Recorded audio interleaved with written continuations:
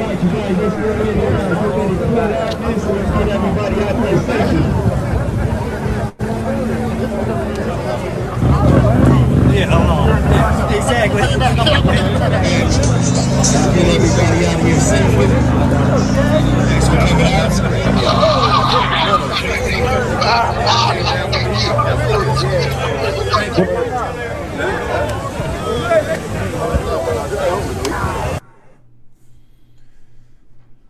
What's up, cartoon?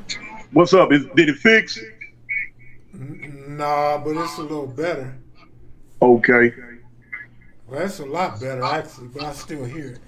Okay. Yeah. I'm kind of slow when it comes to this this radio get down. I mean phone get down. Yeah. What's up though with you though? Not my homeboy Pretty Boy is joining us. He had a message that the family wanted him to convey. Pretty Boy, that's cartoon. That's what's going on? Cartoon from Avalon. Oh, what's up, cuz? All right, how you doing? I'm all right, homie. You know, trying to make it out here in Alabama. Yeah. Hey, I Yeah. something I want to get you about in Alabama too later on. Okay. But yeah, I went to the visual today for Monster Kody on Normandy and Florence. As usual, you know, the police was there. They was deep, helicopters. You know, all the original gangsters, well, not all of them, but the main original gangsters who was about it, they showed up. Me and my homeboy Ron and Mumpy showed up. Rayshana, Raymond Washington's daughter, she showed up, you know.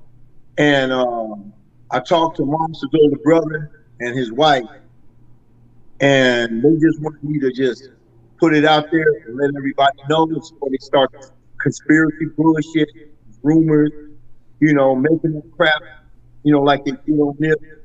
So the bottom line is, yeah, he was found out in the tent, you know, way up there in the canyon, out near Escondido, you know, in the homeless encampment. And Kerwin's wife told me something, which it was the first time they told me that night.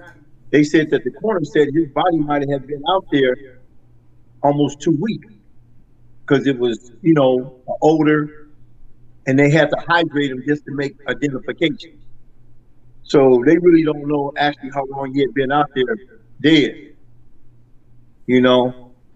So, but they said that it's still going to be another 30 to 60 days before they actually put the full conclusion of how he passed. But the coroner believed that it was a heart attack or a stroke. You know, he was just had bad health.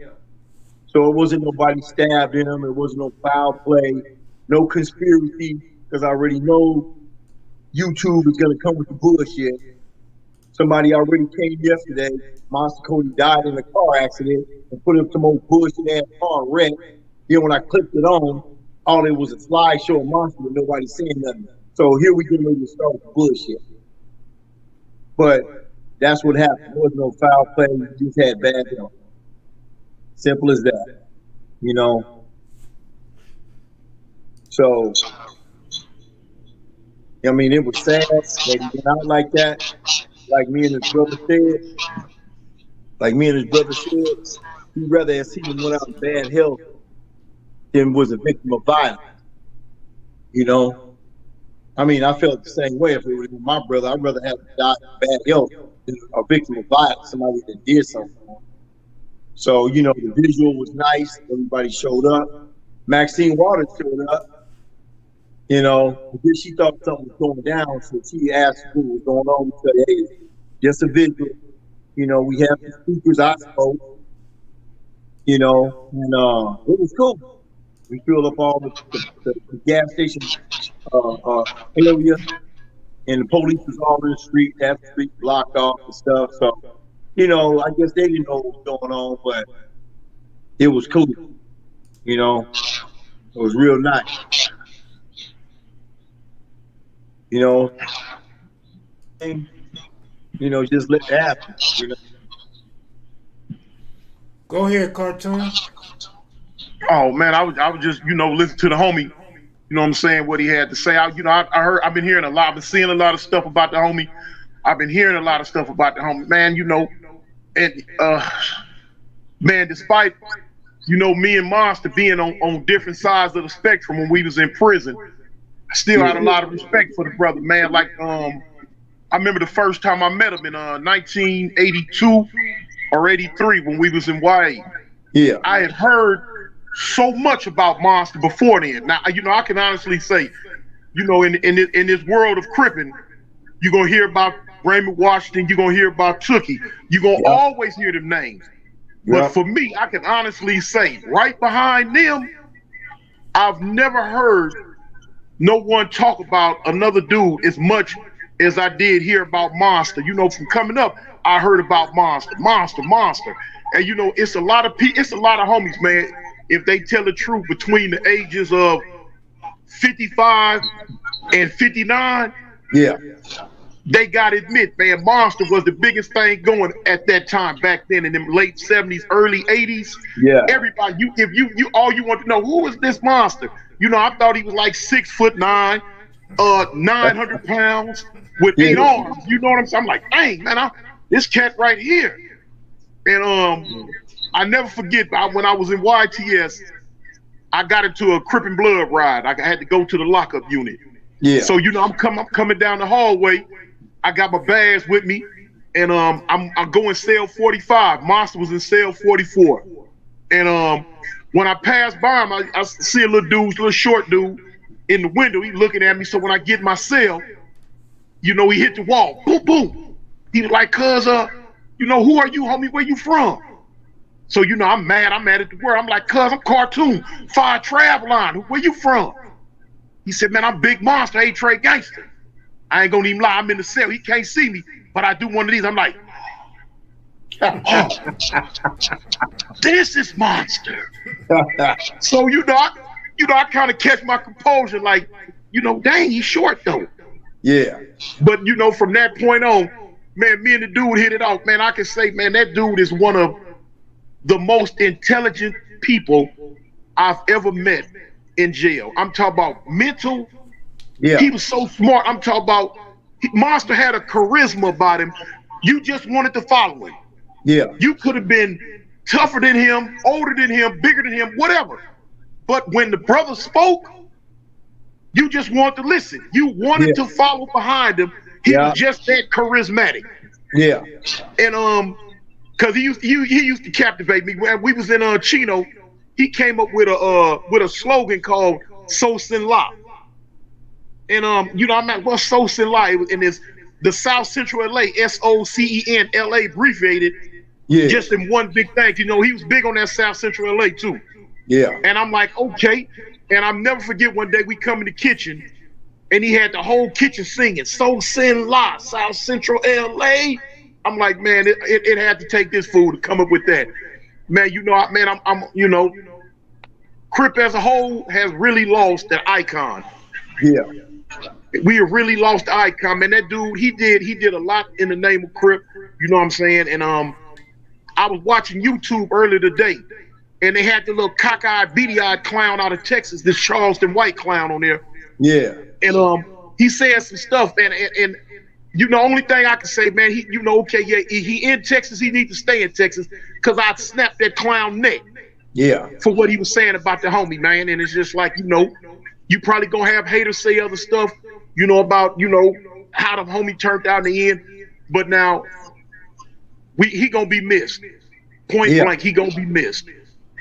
Crip has lost one of his true soldiers when we lost Monster. I met Monster when he was a little kid. I knew his whole family. His older brother, Kerwin, was my best friend in the 7th grade. Him and he was son, Daryl Ransom from 107 Houston. So Monster was under Kerwin, but he used to always like to hang around us older guys. Always. And the boy excelled in everything he did, even if it was violence. Let me tell you something about him, even before he even started going to adult jail. When he was going to Horace Mann, he had got so tough and got so feared. They would say, hey, Monster coming up to the school.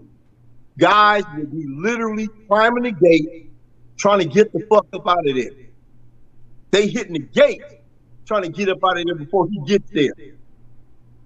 This is how how much fear he struck in people. And this is before he even got big, started lifting weight. He was just a cool little fighter. He had a little fight about himself. But like I said, I know his whole family. And I watched him grow up. Now, me and Monster never actually fought other gang members together, but we used to jack people together, take dirt bikes, you know, go up to the mall, jack people for their stuff, you know. But after a while, you know, after the thing between us and the gangsters was crazy, you know, we still kind of stayed neutral, but it was kind of hard, you know. So when we finally split up, we start, you know, throwing lead at each other. That's how it is. You know, we're young. This is how it was. But is the reason why, you know, I told his older, got at his older brother Kerwin about putting it out there, how he passed, so nobody won't come with this bullshit. So anybody come on YouTube, and I'm letting it be known, anybody come on YouTube after this interview, after I already let everybody know the real about his passing with this bullshit, I want everybody to listen to that shit. Don't even click on their page. Fuck their page. You know? Because all they gotta do is start lying. And the conspiracy bullshit, the hell all of them. You know? And like I said, I went to jail. And in 1993, when the book came out, I wrote him a letter. He was Pelican back. And when he wrote me back, and he said, "Greetings, brother Lee." He said, "Glad to hear from a general like yourself."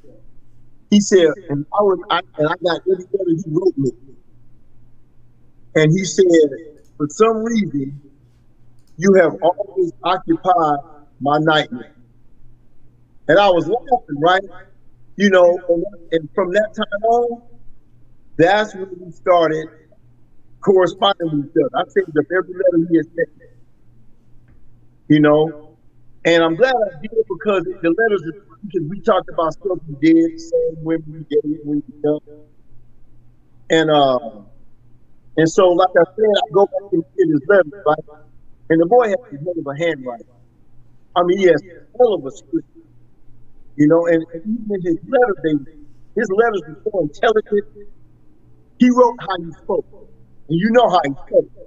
The boy can speak. And I'm tripping off, how did he get so intelligent like that? You know, and he was always in juvenile hall and in and out of jail. You know, you have a person be literate like that. He really surprised me. The boy was really smart. The only thing, you know, he like everybody else that drank and smoked weed in the hood and do some little drugs. You know, that was the only thing I feel that was his downfall. That's the only thing I feel that was his downfall. You know, I think if he could have just cut that out of his life, he could have excelled to do big things, write bigger books. He could even have that movie, because I remember he wrote me and told me back in the 90s they got into the book deal. But see, the person that got in, not the book deal, the movie. The person that got in about the movie only gave him like $250,000. I said, "Mom, don't do it, homie, because all they gonna do is give you that little crumb, and they was gonna blow up off you." So I said, "If you might as well do it yourself. If you're gonna do one, get out and do it yourself." You know, but then when I got the document, he ended up to the hole. And I sent a message over there to football from A-Track. And I asked him, "Are you coming to the line?" He said, "No." This is where they sent me the road to the Escondido after road to San Diego. You know, so when the cell phone era came out, we hit each other up. You know, then we lost contact for a minute. I lost the home. Then when I got out, he hit me up. Now, you know how Facebook is. They be hacking and shit, fake names. One dude got it, he was Monster. So when I clicked on his picture, it's the old big fat ass beard looking motherfucker. You know? So when he hit me up again, and I said, "Hold up." I said, "Is this really you, Kody?" He said, "Yeah, this is me." I said, "Okay, tell me something that only me and you know." He said, "Pretty, remember when I had that fight with Terry around on your street?" I said, "It's you," because I was there, and that was a bloody fight. But the boy, it was getting better. But the thing about it is, we kept our correspondence from there. So after he did the interviews or the with you, the little 5 he done, I hit him up. I said, "Monster, what we gonna do our interview, right?" I said, "Man, we can blow up. We're gonna blow this up." So he said, "Look," he said, "when I get back to New York, after I do this thing for Netflix, we can hook up." But after that, nobody ever seen him. You didn't hear from him. Everybody looking for him. Even Q-Tip asked, "Have I heard?" You know, and then all of a sudden, a couple of nights ago, I'm laying in the bed like about 11:30. The San Diego homies from 30s, they get in, right? On video chat. They said, "You heard about your boy." So I get up, you know, like, "What's going on?" They said, "Your boy was found dead in the tent." And I said, "Hold on, you sure that wasn't nobody else or what?" They said, "No." So we get on there, texting the girl. Girl get back. And first they tried to say somebody ran in on me, did something to me. But that wasn't the case. So I'm glad it wasn't. But the bottom line is that, you know, it was hard for me to believe it because he was my childhood friend and foe. So, you know, you have a childhood friend turn foe and you cool again, right? You know, you kind of feel a little something. You knew his whole family and you watched him grow up, you know, from a little bony ass kid, you know, to a G. So I was like, "Damn, my boy is gone." You know, because when I did the speech, at the visual this evening, you know, and the gangsters, you know, they walked up to me, hugged me, "Hey, Pretty, we ain't seen you in a long time." You know, they brought me old memories of back in the day. They said, "Pretty, can you get up and speak?" So I got up and spoke. You know, Matthew Water showed up, you know, I took a picture with her. And the man showed up, Raton. Oh man, all the G's. Big Hunchy. Big Hunchy, Big Hunchy, he was the shit back in the day. You know, he showed up. All these dudes were showing up. You know, Baby D, all of them. You know, and like I said, show me love there. And it was only me and two of the homies there. You know what I'm saying? We didn't do no funny shit. We all had mutual respect for each other and we all grew up together. Right. That's So, what it went through my mind when I seen earlier when he said Pretty Boy was gonna be on the show talking for Monster. I was like, dang, you know what I'm saying? Because Quiet as Kept, you know, you had a name too back in the day. And I was like, dang, Pretty Boy from 60 gonna go on there and talk. I said, man, you know, that's what's up, man. You know, that's all right. Yeah. Like I said, you know, I miss the dude. You know, it's just I'm still trying to take it down. I say, damn, he's gone, you know. So they're gonna have a service. I believe it's gonna be on 79th and Western, but I think somebody said they might cremate him. I'm not sure. You know. So I seen his old girl China. Me and China took a couple of pictures together. I ain't seen China since we was kids, you know. And so I'm just like, you know, I'm just like really devastated, but it was cool. I mean, it was cool. It turned out everybody was straight, you know, everybody was getting their drink on, but you know, that's natural. That's the natural thing to do. But you know, like I said, Monster was a formidable foe. When we used to go at it, And then after we finally hooked up again after his book and started texting, then we used to laugh at how we used to get it, chase each other, you know, because, you know, when you grow up, it's funny now, you know, especially if you didn't, you know, so we used to laugh how we used to chase each other down the street and he used to catch me at the park and I catch him at the park, you know, and we laugh about it. So, you know, I ain't had no ill feelings toward him at all. You know, like I said, you know, that was my boy, you know, I'm gonna miss him, you know, and I really wish we could have sat down and did this, but I guess Monster, he had another agenda he had to take care of, and look where it ended. Hey, I got a question. Do you think that even though the homie, you know what I'm saying, is gone, do you think that they'll still go ahead and push the movie through even still now without him? You know what? Now, the boy Rabbit, he seen me, and he said he got some footage of Monster. So he wants to get at me, right? And he want to use this footage to try to hook something up, because he said he got footage that nobody's seen before. I said, well, just get at me and let me know, and I'll put my part in it, because I want to see the footage. I want to see the footage, but they can still do it. But I wish they could have did it way ahead of time. You know what I mean? Because now you got to try to get somebody or, narrate around them, and it's always good if the actual person was there. So I'm glad, I'm glad that everything turned out like it did, and I hope they do hook up some type of movie or documentary on him, and I talked to his wife the other day. So I don't know when she's coming out here, because she's in Texas. Well, his ex-wife, she's in Texas. So she might come out here. I think she might fly, but I told him I'll meet up with him, when it's time for the burial, or the services. So yeah, it was just hard to believe the boy was gone. Do they have a projected date on probably when the funeral would be? Yeah, they don't have a projected date because they still going over the I guess what you call it, the post-mortem, trying to find out everything that happened at his time of death. See, that's what they're going over.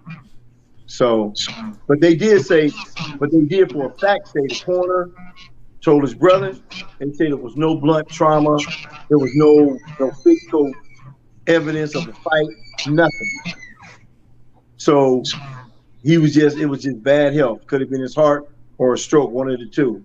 So right. All we want to do is just determine which one it was. So I don't understand. This is me.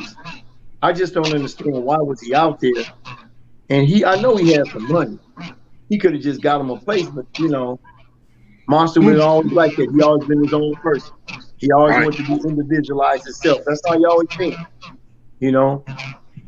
So,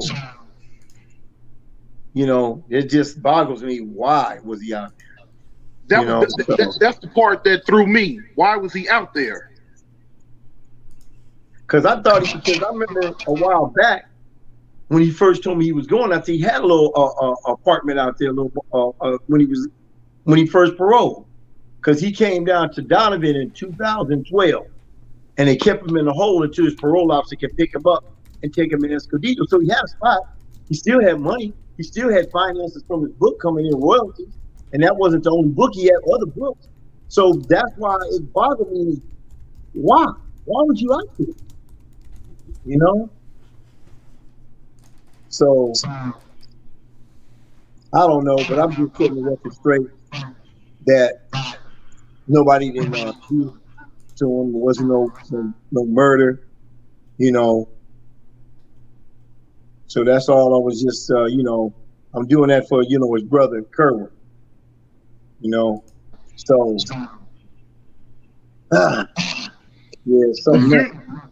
One thing you can best believe though, whenever the funeral does come, everybody that's somebody who ain't nobody who want to be somebody gonna be there. The funeral gonna be huge. Everybody gonna be there. I don't give a dang what set you from, if you off the gangster side, the in-hood side, the red side, blue side, whatever side, everybody gonna be there. In your phone. Sound like, man, what's that static coming from? Say something. Yeah. Yeah, it sound like your voice has got static in it. Yeah, he got an echo. Yeah, my phone, man. I don't know if it's the Alabama error, is it my phone? But every time I'm on here, it seemed like it want to mess up. I'm like, dang. Oh, there you go. See, now it just came back in clear.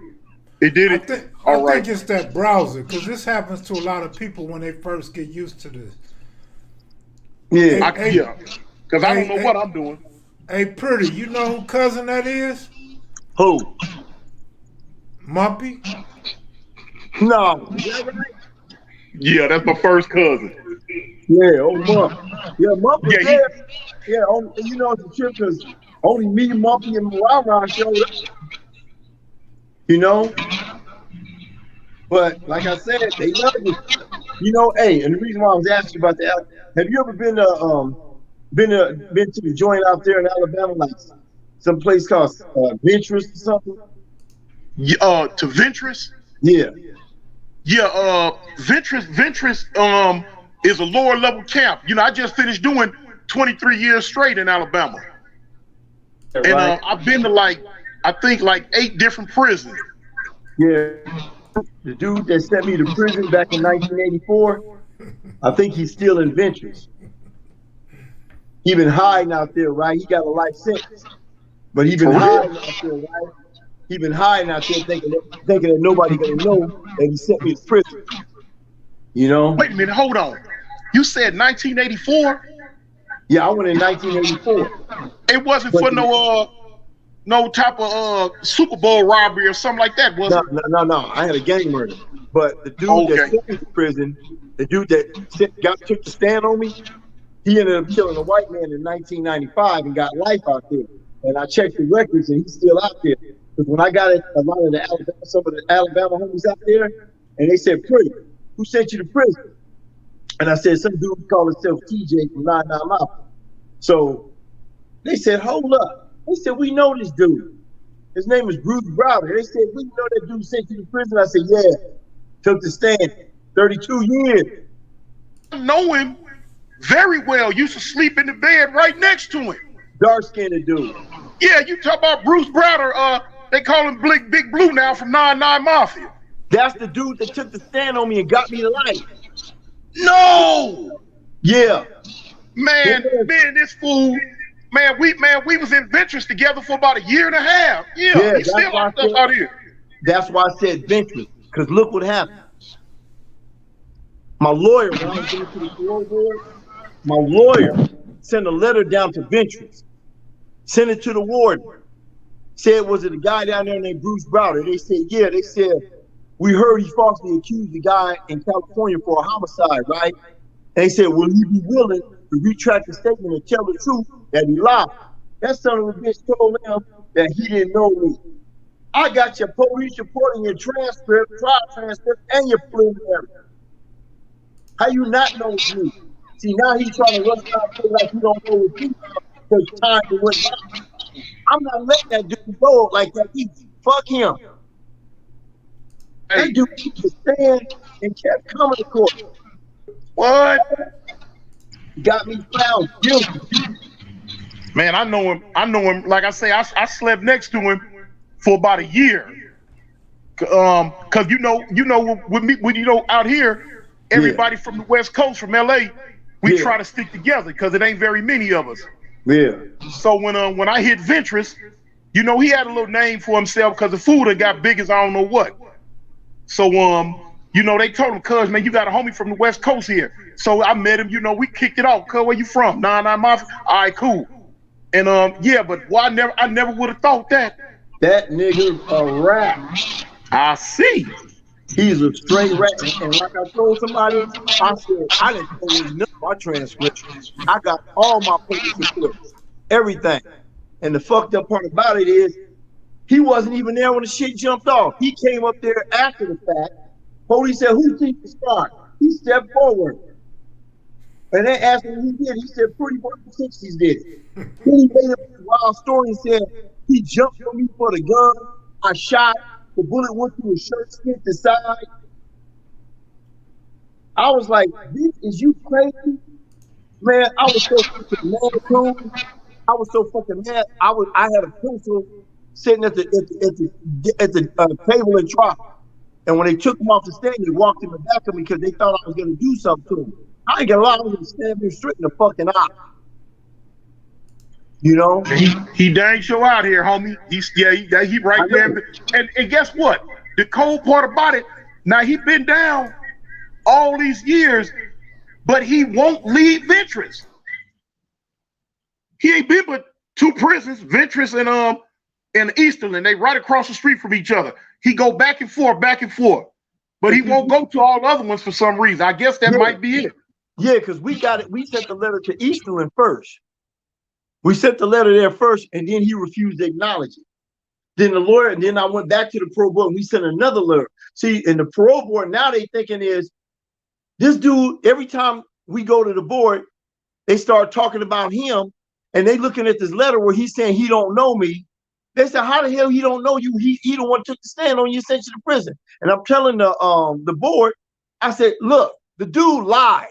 I don't know him. I didn't know him at the time. I didn't know I don't know none of them. I didn't know him until a trial came. Never knew what he looked like until he took that stand.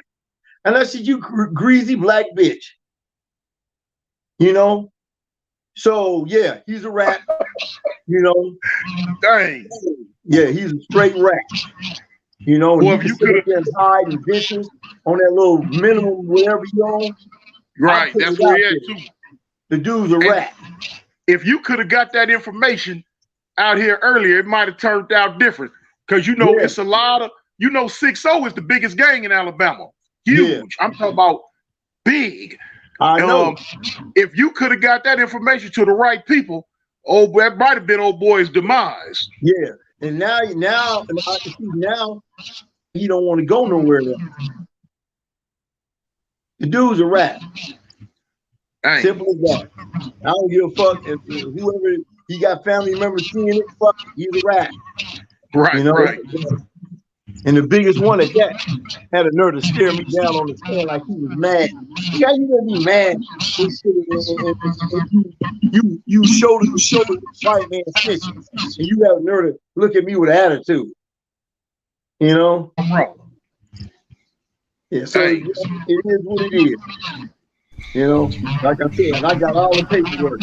Any homies from Alabama ever get it pretty Sunday, that motherfucker's gonna be in a manila envelope, you know what I'm saying? Prepaid postage, sit down there every. Hey, I'm not, you know what I'm saying? I ain't gonna even lie. I mean, I got a lot of ties in the system out here, and the phones in prison out here, they real prevalent. They everywhere. They don't cost but like $300. And I'm gonna find somebody in that spot with a phone, and I'm like, "Cuz, man, what's up, man?" He don't know I know. So what's up, too? Cuz, I got a question. Man, listen, did you snitch on Pretty Boy from 6-0? He might hang the phone up on me. Dang. Hey man, hey, y'all giving that dude too much energy. Nah, we ain't giving no energy. You best believe that. You know, when you get a jacket like that, there ain't enough energy in the world you can get. You know, so in fact, he needs to just escape. You know, just escape, go run through the electric fence and just get on. Because the bottom line is, you know, I wouldn't want to be. Whenever they let him go, he ain't gonna never come back to Cali then. Hey, this is supposed to be about Monster Kody, man, and condolences. Oh yeah. You right. Yeah, sorry I got off track.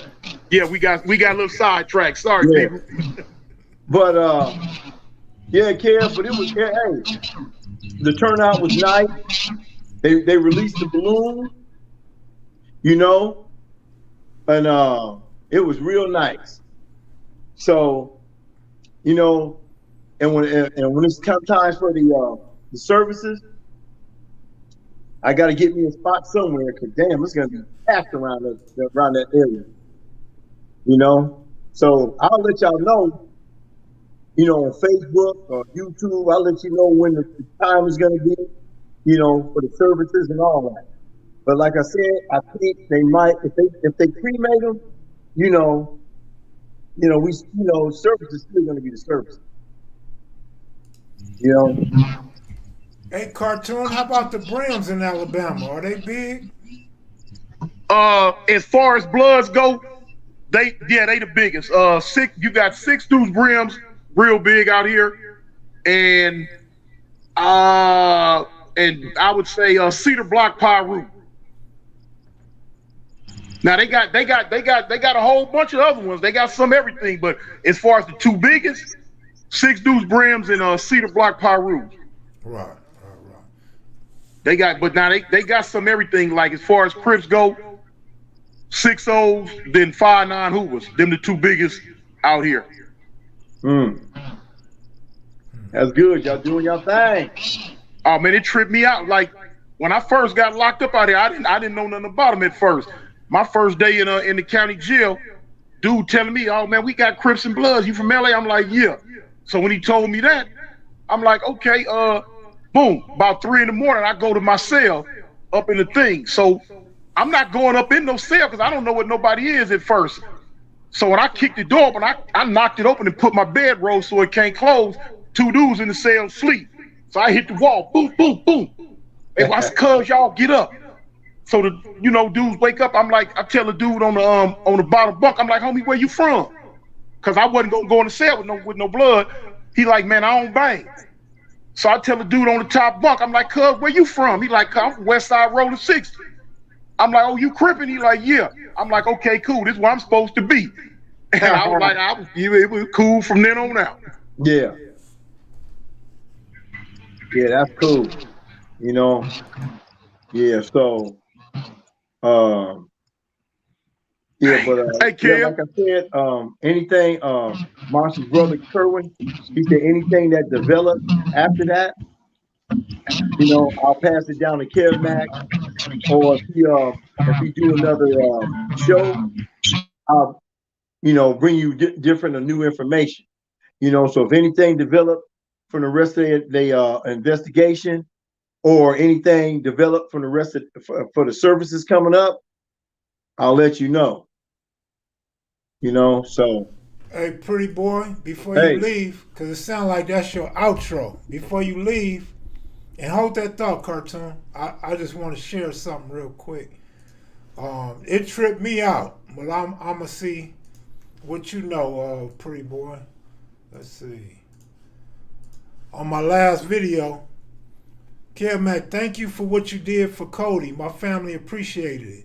I tell you something you didn't know. Rodney Glaze, aka Petey Wack, and Monster Kody are cousins, along so many more. Did you know that?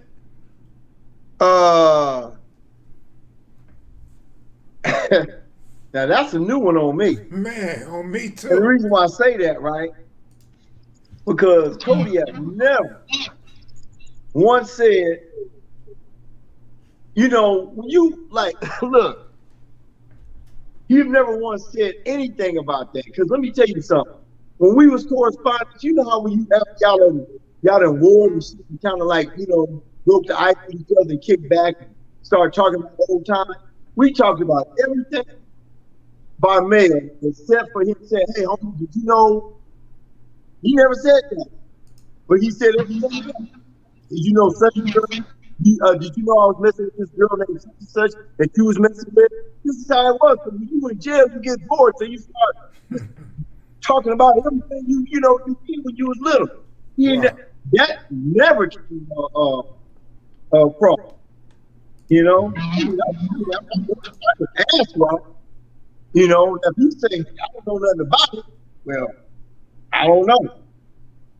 Because he's the person that said this. Say that again. Who's the person that wrote that? I'm not sure the relation, but the name. Let me see. Where the name go? Give me 1 second. The name is LaVoy Johnson.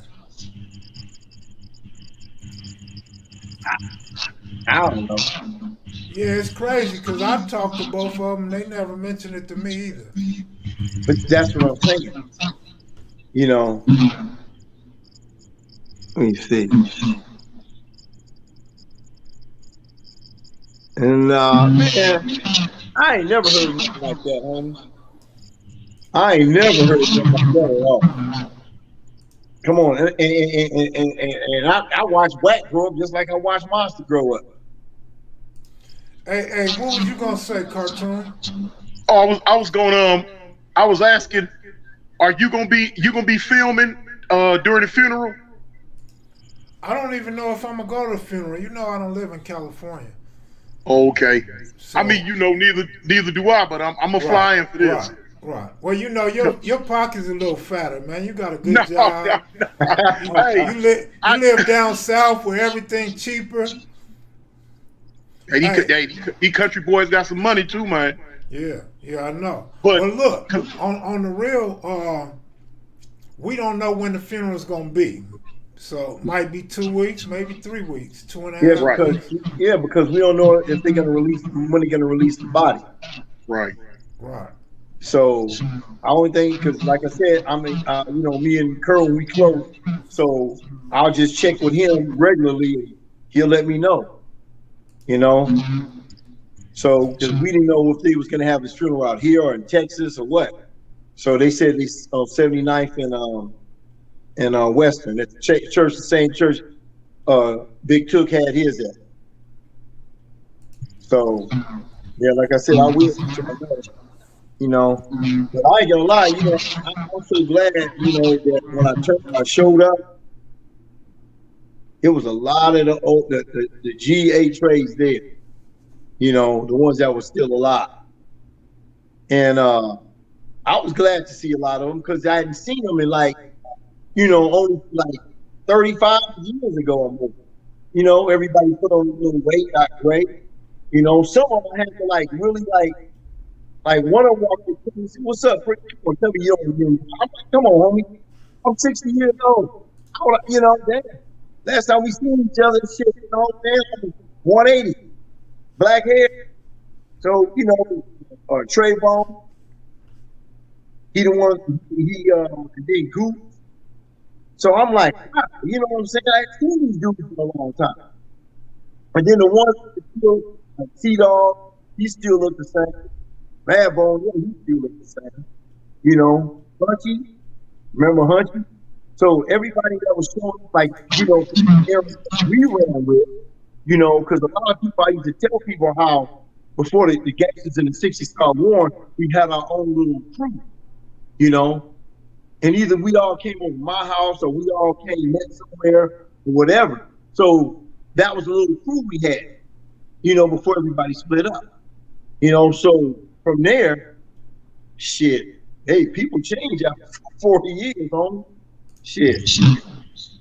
So, Hey, can you imagine I mean, in your opinion, what do you think LA would have been like today if y'all and the gangsters would have never went to war? homie, look, I said this to the gangsters, right, this evening. I said, homie, we would have been the most powerful gang ever in LA because we had some major factors on each side. You got some killers back then. You had some straight up soldiers back then.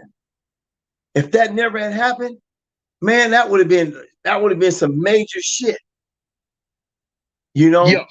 I mean, but now, if y'all would have never went to war, I'm saying around the whole LA, Compton, Watts, the whole area, Crip as a whole would be totally different today. It would be totally different, man. It would have been a runaway train by now, a straight juggernaut. Yep. Because let me tell you something. One thing my homeboy Mumpy said, when we went to war, it caused everybody to pick sides. And like you said, if it hadn't happened, nobody wouldn't have been able to pick sides. You know, now don't get me wrong. I ain't gonna say that down 10 years down the way, somebody else set would have got into it with somebody else set, you know, and started it off. I just wish it wasn't ours and them. You know. You know what? So, if you could be right, because like I said, at that time, you know, you had the 107s and the 90s falling out, little stuff, but they thing was not as influential as y'all two. I mean, because you know, basically, you know, both of y'all like mega sets, and when you got two Leviathans fighting in the water, it's gonna cause some waves. Cause us to pick sides. Cause everybody to pick sides. You know. So, you know, like I said, you know, back then, and then it caused everybody to get their name put out there is that person, you know, because you had like, you know, on the gangster side, right? And I always say I can name off, you had your shooters, you know what I'm saying, your fighters. So on the gangster side, the ones that you would really hear about back then, you had like say Monster, Crazy D, Trey Ball, Gangsta Brown, Fatty, Hunchy, GC, who else? Rayford, but they was further up, like up in the 80s. But we did have the other gangsters that was like North Side, that was across the western from me, right? And then you had like on our side, like me, Monk, Shyster, Joe I, Moncrief, Keith Stone, Big Rick, Lunatic, Pie Face, then you had the like I said, they younger than me, but they were still homies. Then you had like Key Rock, Petey Wack, Sea Dog, and who else? Cousin Kerry.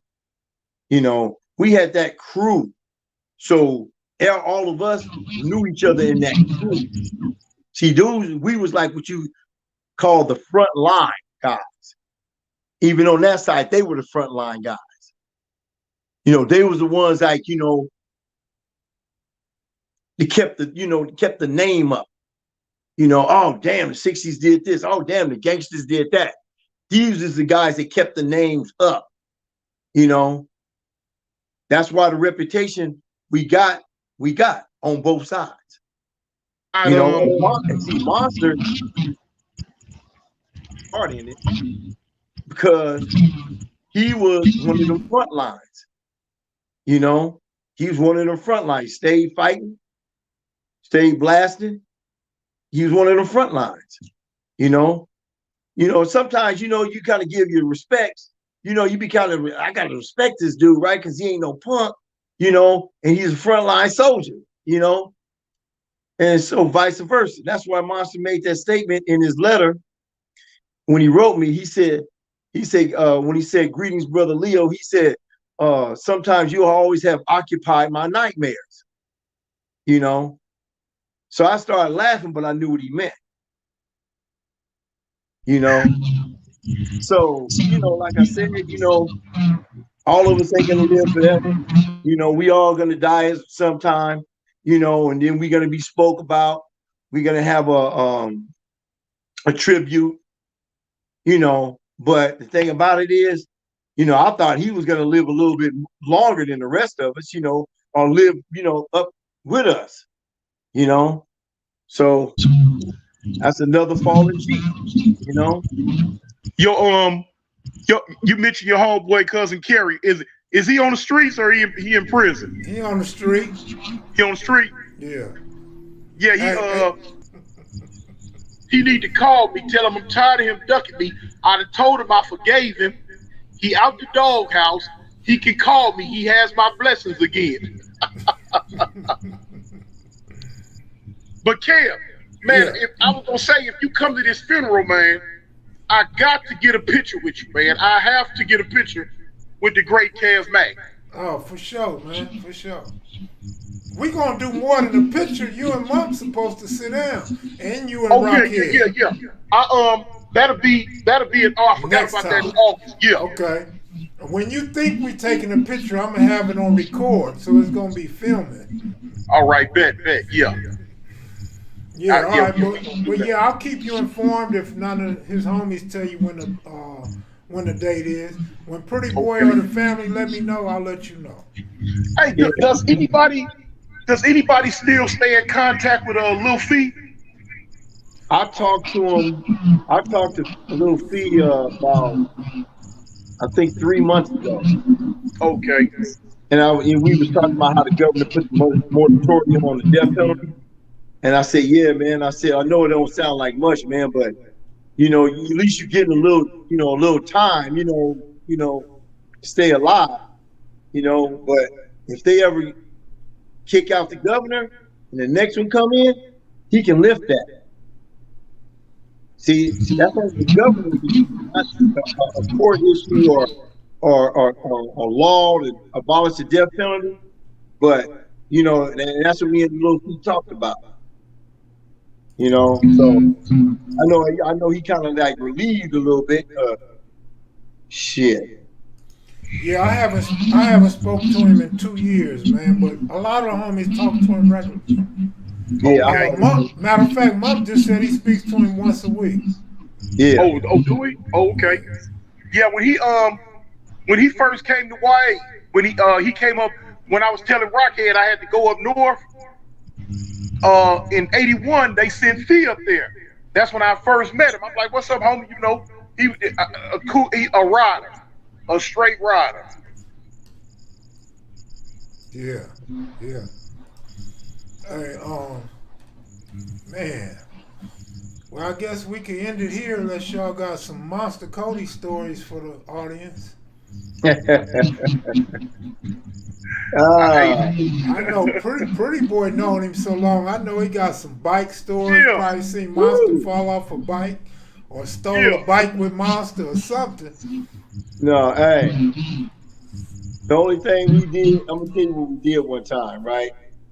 Well, this is where everybody started tripping. It was a place on Southwest, and it's a store now.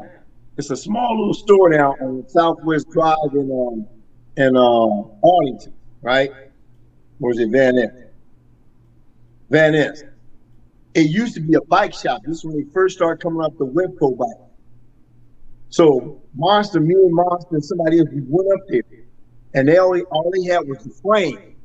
They was either red, blue, or unpainted. So I said, "Fuck this, Monster." I said, "We going over this Webco. He can get these frames." These was the race when he first came out the racing bike. So we had to put our own stuff on there. Man, me and Monster went over the wall. We came running out of there. We got like 4 frames under each arm running down the street, you know? Shit. You know, but what happened was we went bad with that. They were serial numbers on it, and we didn't know they recorded the serial numbers. So what happened was the police started going in the area looking for people with that type of frame. And they would just flip them over, run that serial number. Your ass was busted for theft. You know? And that was the last time we actually stole something from somebody. I mean, from a bicycle shop. They them out for production, and wherever they were sending, they was putting the wheels on, handlebars, the seats. Shit, we said, well, shit, if we can get ours now, shit, we ain't have. All we have to do is come up with the tires and the handlebars and the seat. Shit, you know. But and hey, look. And there was a story, right? I don't know if I told you there with him. So this is the first time I ever seen Monster really get at it, right? So Terry get at me and say, "Hey, check this out, Freddie." He said, "I'm getting ready to fight a Kody, man. Can you come down?" So I come down the street, shit, on 67 West. So they had been beefing with each other in school for the long. So they knuckled up. I remember Monster short, and Terry's about 5. So they knuckled it up. The Noble sisters, Tina, I think it's Tina or Janetta Noble, one of them was there. So they knuckled it up. I mean, they connected. So the girls inside, and she told me, "Pretty, stop the fight. I said, "Fuck that. They grown men." I said, "Let them get it out." So they busted each other up. I mean, they nose was busted, mouth was busted. I mean, they meet. But I wasn't gonna let each one of them dogs and this one out, right? You know, because at that time we wasn't at war then. So they knuckled up. So the girls were still crying. Every time I wanted to get a good one, the bras hollered loud. Terry got a good one. They hollered loud. So Terry made the mistake of kicking Monster in the nuts. And I ain't never seen no shit like this before. Monster knees buckled. He refused to go down to the ground. He went halfway and his knees was together and he was shaking. And he came back up and said, "Oh, fool, you fucking with the best." And he got off on Terry. Bang, bang, bang. I said, "Oh, shit." So the bra screamed out and said, "Pretty, please, God, break it up." So I went in between them and I separated them, right? Man, they both looked like they had got attacked by 2 police dogs. They was fucked up. Dang. Good ass. So Monster walked off and turned toward Terry. He said, "Don't let me catch you the next day, Terry." You know, but and I walked Terry to the house, right? But that was one hell of a fight, and that's when I first seen Monster had scrap. You know, and he wasn't even big then. Man, that was a cold fight. You know, I wish they had cell phones then. I would have videotaped that. You know, shit. Yeah. But yeah. Hey, pretty boy. That was one of them stories, huh? They everybody's asking about the Twinkie factory off of Western. Did you ever hit that? Look, me and the homies, right? When that factory was open, we used to go there like on a Friday or Saturday night, and it was the truck that delivered all the cupcakes to the stores. You know how you see the Hostess cupcake truck, and they open up the back. They have the Twinkies. They have the apple pies, fruit cake, all the little gym donuts. So what we used to do is they had it looked like a prison wall. They had a brick wall went up so far with razor wire.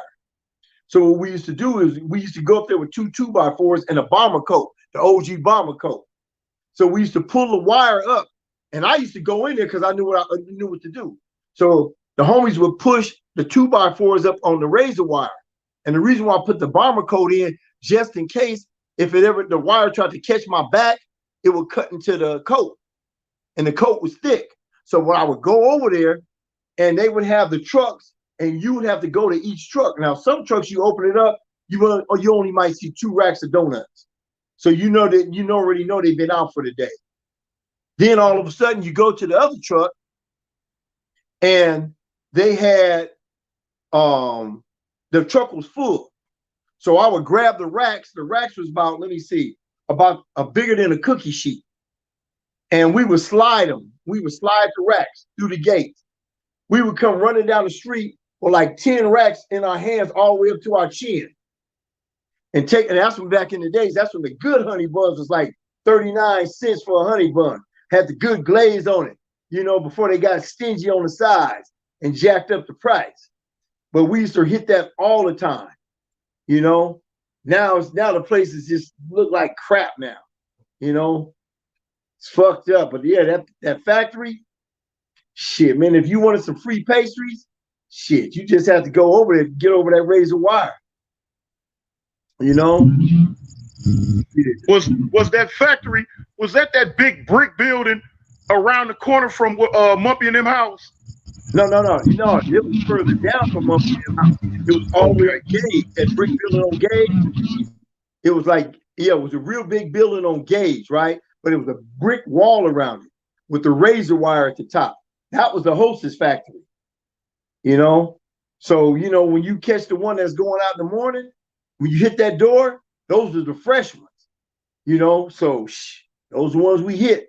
Now, the ones that was coming back, they didn't have what we wanted. Then the next day, I'll be out there selling honey buns for a quarter, you know? Shit.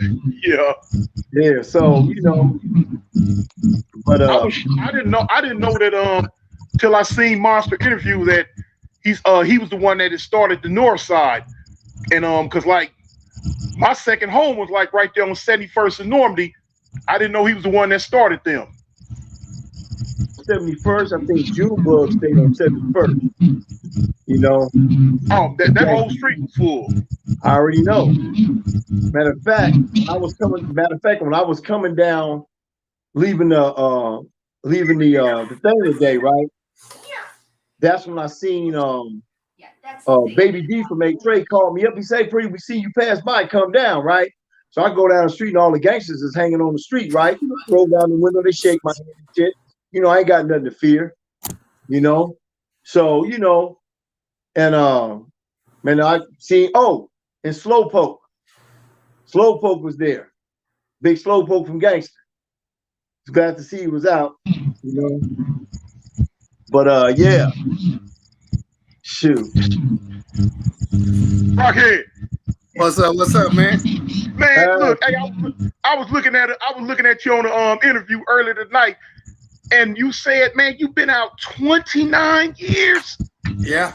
Man, that got to be a blessing, homie. I mean, I just gotta ask, what do that feel like? Free. Yeah. Free.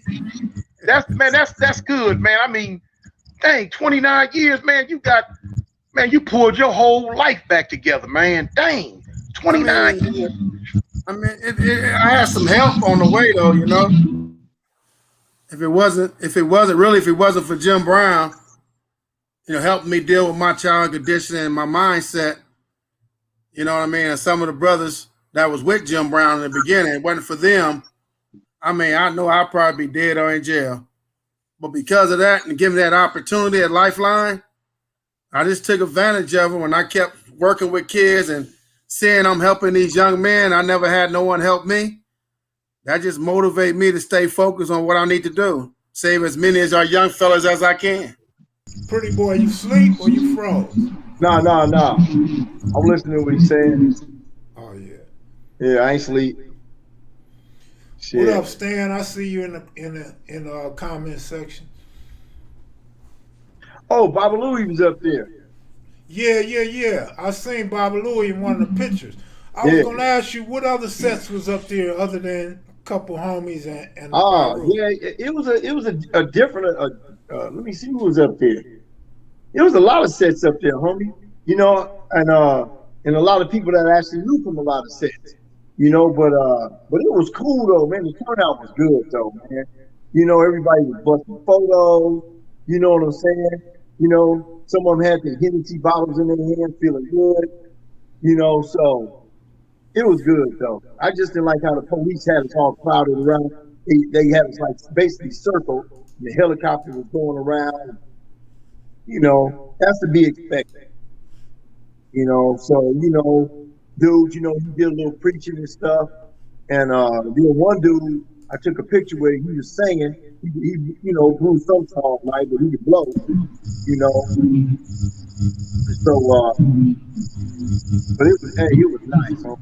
And like I said, you know, when I seen Maxine Waters, she thought something was jumping off on there because you got to realize what it was. It was on Norman's influence. So, you know, they looking at it like, is this going to be another LA ride? So Maxine Waters was like, hey, what's going on? You know, we just having a service for Kody Scott. You know, so, you know. Man, that sit down with you and Monster would have been epic, homie. Man, look, everybody there when I was at the visual, they said the same thing. They said, Kody, we wish you could have did that sit down with Kody. You know, and I told him, I said, after he said he was coming back from New York, doing something for Netflix, I couldn't catch up with him no more. You know, yeah. You have been looking for him for the longest. Even Q was trying to ask me, but we just couldn't find him. You know, but and I told Kody, I said, look, Kody, I'm telling you, homie, if we do this sit down, we're gonna blow KevMac's page up. You know, we're gonna blow his page up. You know, so you know, like I said, you know, it's disappointing me that he passed like that. You know. But I'm glad somebody found him in there. You know. Yeah, somebody said the anticipation was building up for that one. Yeah, I already know. But you know, like I said, you know what I should have said? When Monster, I should have just went ahead and did it with y'all. You know, everybody your Monster one on. You know? Shit. John says, my big homie has so much love for the game, he puts aside all his entertainment talent for second. Poetry, rap, painter, actor, boxing, counselor, wrestler, and several other talents. Monster was cold. Yeah. Well, you know, like I said, it's amazing, you know, his little brother wasn't there. You know? Mumpy said the 30s, the 55s, the Pyros, a few Brims, some Comptons, and the 60s was there. Oh yeah, Somebody it else said was. the Avalons and Hoovers was deep too. Yeah, hey, yeah, the 5 Trey Avalon. Yeah, it was a host of everybody there, homie. You know, because I thought when I first got there, it was real small. So, you know, I'm looking at like where everybody at. But then as like the 5, 10 minutes pass by, man, we fill up all the gas stations, the gas stations all across the street, and it got deep. Oh damn. Oh damn, we're down to 5%. Damn. Well, go on, man. I Yeah, appreciate you for coming on. yeah, I see my screen getting dark, right? Yeah. You know, it talks us all the way down. Yeah, it talks you down to 5%. Yeah, Oh, you know, I thought you didn't pay your power bill or something. no, it's it's down to 5%, right? Because I was running it all day, taking pictures and shit with everybody. Yeah. I took pictures with almost everybody there, homie. Yeah. You know, so you know, I'm glad. And I took pictures with Monster's ex-girl band. I mean, China. You know, I hadn't seen China for the longest. You know, so I'm glad she showed up. You know, so yeah, homie. I'm glad I could put my input, but like I said, I'm gonna let y'all know when the crew will get at me. I'm gonna let y'all know when the final decision is gonna be for the funeral services and what the corner findings is. So nobody want to go with this conspiracy bullshit on YouTube. But that's because I already see it coming. So I cleared all that up. Man. Anybody else doing some dumbass shit, you know, like that dude talking about Monster died in a car accident, man, he didn't want some ass, you know. But anyway, you know, all right, Tony, all right. What's up, pretty boy? Yeah. Hey, you said Slowpoke got out? Yeah, Slowpoke, man, he gave me a hug, man, but I knew he got out, right? But I you didn't know know, that. but football's still in, you know. He don't go to the board till December. Football, but yeah, Slowpoke got out. Shit, he got out 2 years ago, probably in 2019, I think it was. I didn't know that. That's one of my guys. Yeah, that was my boy. I told him I seen his sister at that Crenshaw 40-year reunion a couple of years ago. You know, his sister fine. Yeah. Man,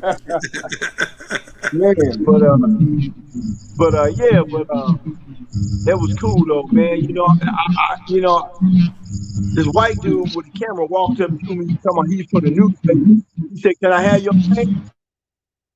I said, "No, you ain't taking my name. You know, I don't know who you are." Cartoon, your phone be echoing, but we gotta fix that. Mac is Maniacs. Y'all got some exclusive conversations, just that back porch talk. Few people told me I need to go back and edit some stuff out. So this will be on private until I edit some stuff out. So it'll be back up sometime tomorrow. Y'all don't forget to check out Sanyika Shakur II on Instagram to get that information on the GoFundMe and see if that's the legit hookup. And I'm out, man. I'm about to go get in the bed, man. Appreciate y'all for tuning in. Because I got to hurry up and get off because after 12 o'clock, I'll get 2X rated. I'm not trying to get X rated tonight. I've been and peeled out my shirt and had Crystal hot and horny and dripping wet up in here. Ain't trying to do that. Western Ave. Still trying to find out if you're a woman. Just send me a picture. I don't care if you send me a picture of your panties, your toes. There go them toes again. We just want to know if you a woman or a man. Because you be cousin so much. I don't know no female that crip as hard as you. Cuz. And you from Monster Kody generation? You an OG homegirl. Respect to all the G homegirls. Mump was in the comment section. That was cool. Mump been holding out on pictures though. Rocchead talking about teaching people how to, can't even say, I can't even repeat it. The thought of it makes me sick. Henny God, everybody, I'm out. Peace. Palm trees. Joe Mosley.